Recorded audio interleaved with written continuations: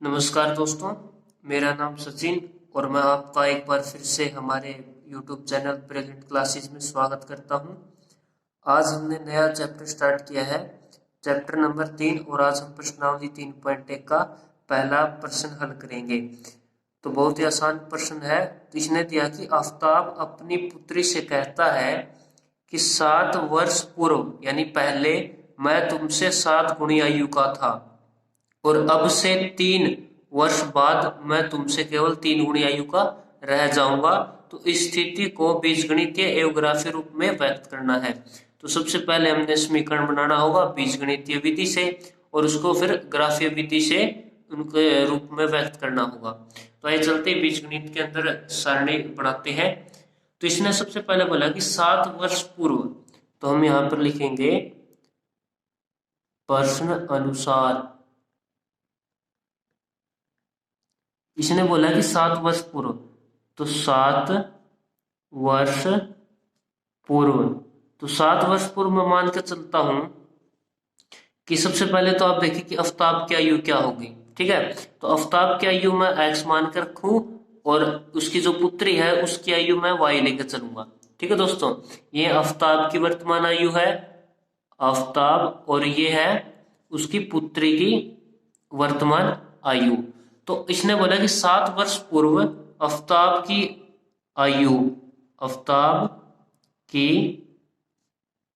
आयु, अब पूर्व यानी कि दोस्तों पहले, तो 7 वर्ष पहले आफ्ताब की आयु क्या थी, आज की एज में उसमें से माइनस कर दूंगा मैं 7, क्योंकि इसने 7 वर्ष पहले पूछा था। तो आज की वर्तमान उम्र में मैंने 7 माइनस किया है, तो ये आपकी वर्ष आ गई कि इतने वर्ष का था। तो उसी प्रकार 7 वर्ष पूर्व आफ्ताब की पुत्री की आयु, पुत्री की आयु, तो 7 वर्ष पूर्व पुत्री की आयु कितनी होगी, पुत्री की वर्तमान आयु है y। अब इसमें से भी 7 माइनस होगा क्योंकि 7 वर्ष पहले पूछा है। तो यहाँ पर देखें कि 7 वर्ष पूर्व आफ्ताब की आयु कितनी थी, x-7, और 7 वर्ष पूर्व पुत्री की आयु कितनी होगी, y-7 वर्ष होगा। तो अब क्या करना है आपने, इन दोनों को हम बराबर रखेंगे, x-7 बराबर में y-7। जैसे दोनों को बराबर रखा, इसने यहाँ पर एक बात और लिखी, मैं तुमसे 7 गुणी आयु का था।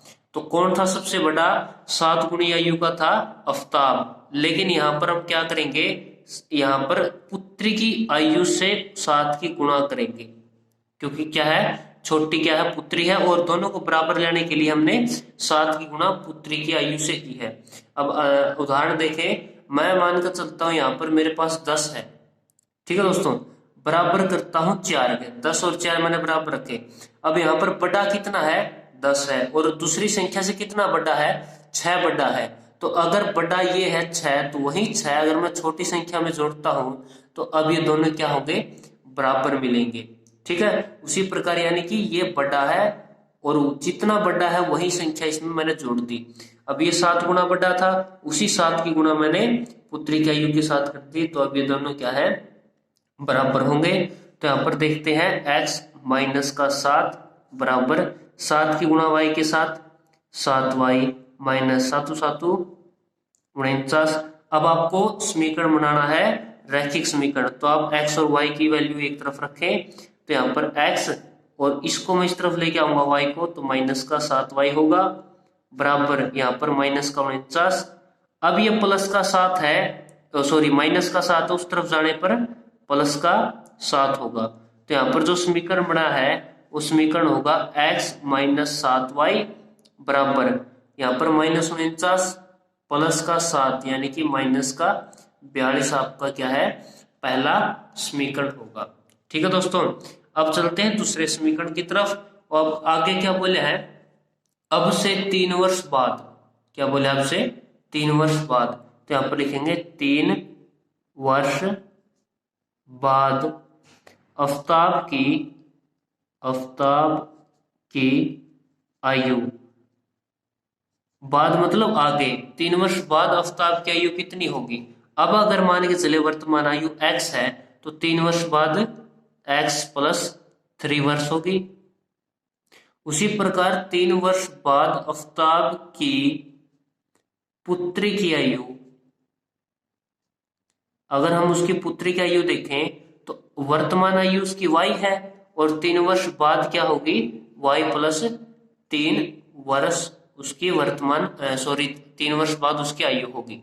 तो अब वही काम आपने यहाँ पर करना है, इन दोनों को क्या रखेंगे y, यानी कि x प्लस 3 बराबर y प्लस 3, दोनों की उम्र को बराबर रखा।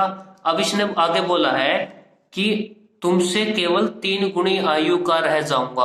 अब यानी कि 3 गुना बड़ा कौन रहेगा, 3 गुना बड़ा आफताब रहेगा। अब बड़ा है आफताब 3 गुना, तो उसी प्रकार हमने छोटी उम्र वाले की गुणा 3 से की। तो अब ये दोनों इक्वेशन क्या है, बराबर मिलेगी आपको। अब इसको हल करते हैं, x प्लस 3 बराबर 3y प्लस में 3 की गुणा 3 के साथ यहाँ पर 9 मिलेगा। ठीक है, अब उसी प्रकार x और y का समीकरण एक तरफ रखेंगे। यहाँ पर x, यहाँ पर 3y माइनस का होगा, यहाँ पर 9 था और प्लस का 3 उस तरफ जाने पर माइनस का 3 मिलेगा। तो x माइनस 3y बराबर 9 में से 3 गया 6, ये आपके पास बना है समीकरण नंबर 2। ठीक है दोस्तों, अब आपने बीजगणितीय विधि से इसका हल किया। तो अब जो दूसरा तरीका अपनाएंगे वो है ग्राफीय विधि। बीजगणित का काम हो गया, आपने समीकरण बनाए, अब ग्राफीय विधि से आपने इसको हल करना होगा। तो सबसे पहले समीकरण नंबर 1 आपके पास x माइनस 7y बराबर का माइनस का 42, और दूसरा समीकरण आपके पास x माइनस 3y बराबर का 6। ठीक है, तो अब इस समीकरण से हमने सारणी बनानी है और उस सारणी को हमने ग्राफ के अंदर दर्शाना होगा। तो यहाँ पर सबसे पहले x का मान ज्ञात करें। जब भी आप किसी ग्राफ की सारणी बनाते हो तो या तो आप x का या फिर आप y का मान जरूर ज्ञात करें। तो x का मान यहाँ पर क्या होगा, माइनस का 42, तो माइनस का 7y उस तरफ जाने पर प्लस का 7y होगा। तो इस प्रकार मैंने x का मान निकाल दिया, x को अकेला रखें। यहाँ पर भी हमने x का मान निकालना है, तो यहाँ पर क्या होगा, x बराबर 6 और माइनस का 3y उस तरफ प्लस का 3y होगा। अब यहाँ पर हमने सारणी बनानी है, तो यहाँ पर मैं सारणी बना देता हूं। ये x का मान होगा और यहाँ पर y का मान होगा। उसी प्रकार मैंने यहाँ पर एक सारणी और बनाई समीकरण नंबर 2 से, और यहाँ पर हम x का मान रखेंगे, यहाँ पर y का मान होगा। तो आइए चलते हैं समीकरण बनाते हैं। तो अब देखें कि अगर मैं y का मान, देखो सबसे छोटी से छोटी संख्या लेकर चलेंगे ताकि आसानी हो। तो यहाँ पर मैंने y का मान अगर 6 रखता हूं, ध्यान से देखिए y का मान क्या रखा मैंने यहाँ पर 6, और जैसे ही यहाँ पर y का मान 6 रखा 7 गुणा 6, तो यहाँ पर क्या हो गया 7 6 42, यहाँ पर प्लस का 42 और ये माइनस का 42, तो माइनस 42 प्लस 42 क्या होगा 0। तो x का मान यहाँ पर क्या मिलेगा आपको 0 मिलेगा। अब उसी प्रकार अगर मैंने y का मान यहाँ पर 7 रखा, तो जैसे y की जगह मैंने 7 रखा तो 7 7 49, और यानी 49 में से माइनस का 42 कम करेंगे तो यहाँ पर आपको प्लस का 7 मिलेगा। तो x का मान क्या मिला आपको 7 मिला। इस प्रकार से हमने समीकरण नंबर 1 से सारणी 1 कंप्लीट कर ली। अब आते हैं समीकरण नंबर 2 सारणी नंबर 2 की तरफ। अब यहाँ पर क्या रखें y की जगह ताकि हमें 0 मिले। पहले तो हम क्या करेंगे, बिल्कुल छोटी से छोटी संख्या रखेंगे। तो यहाँ पर y की जगह अगर मैं माइनस का 2 रखता हूं, तो ध्यान से देखें 6 प्लस 3, y की जगह मैंने रखा माइनस का 2, तो 6 प्लस माइनस 3 दूनी 6, 6 और 6 0, यानी x का मान क्या आ गया आपको 0 मिलेगा। अब फिर से y की जगह अगर मैं 0 रखता हूं, तो जैसे ही y की जगह मैंने 0 रखा तो 3 की गुणा 0 के साथ 0, तो यहाँ पर आपको 6 का 6 मिलेगा। तो इस प्रकार से समीकरण नंबर 1 से हमने सारणी नंबर 1 बनाई और समीकरण नंबर 2 से सारणी नंबर 2 बना दी। अब हम क्या करेंगे, इन दोनों सारणियों को एक ग्राफीय विधि के अंदर दर्शाना है। तो आइए चलते हैं। तो यहाँ पर हमने ग्राफीय पेज लिया, तो मैंने पहले से तैयार किया है। तो हम 2 लाइनें खींचेंगे, एक लंबी लाइन और एक तिरछी लाइन। तो यहाँ पर क्या होगा, जो ये 0 है, ये जो इंटरसेक्ट जो प्रतिच्छेद रेखा होती है, इस जीरो से स्टार्टिंग पॉइंट से इसको मूल बिंदु बोलते हैं। इससे उस तरफ वाली रेखा कहलाएगी एक्स अक्ष, पॉजिटिव एक्स अक्ष यानी प्लस वाली, और इस तरफ वाली संख्याएं भी एक्स अक्ष है लेकिन वो एक्स माइनस वाली संख्याएं हैं।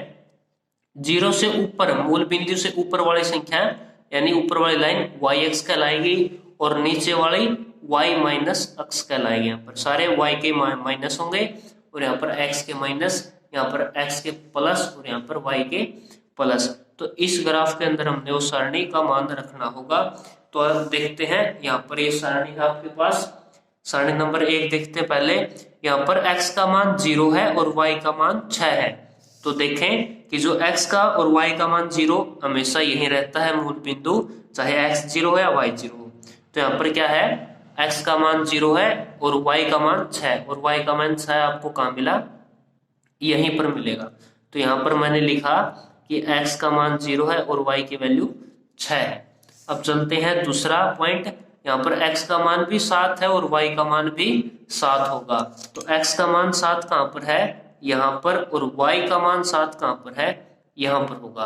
तो इन दोनों को मिलाते हैं, यानी यहाँ पर एक सीधी रेखा गई, इस तरफ देखे ये लाइन गई है और यहाँ से ये वाली लाइन। तो यानी कि ये दो पॉइंट यहाँ पर एक पॉइंट बनाते हैं जहाँ पर x भी 7 होगा और y भी 7 होगा। तो हमने पहला देखा 0 6 यहाँ पर है और 7 7 यहाँ पर है।